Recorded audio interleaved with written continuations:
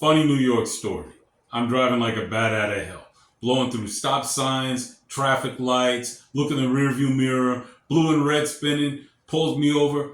Cop writes me a bunch of tickets, looks like a freaking corsage. 2 weeks later, I go to court.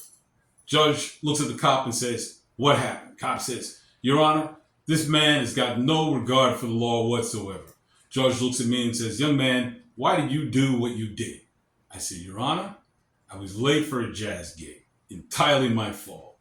Judge says, "You're late for a jazz gig." I said, "That's right." He says, "What instrument do you play?" I says, "Double bass." He says, "You play double bass and you were late for a jazz gig."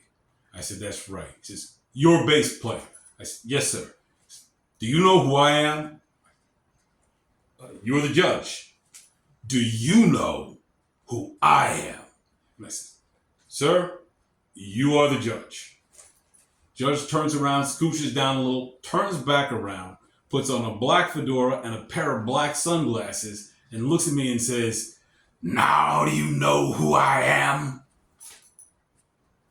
It was the baritone sax player from the very gig that I was late to while infracting the law. All these years I've been calling this guy the judge. I thought it was some kind of cool jazz name.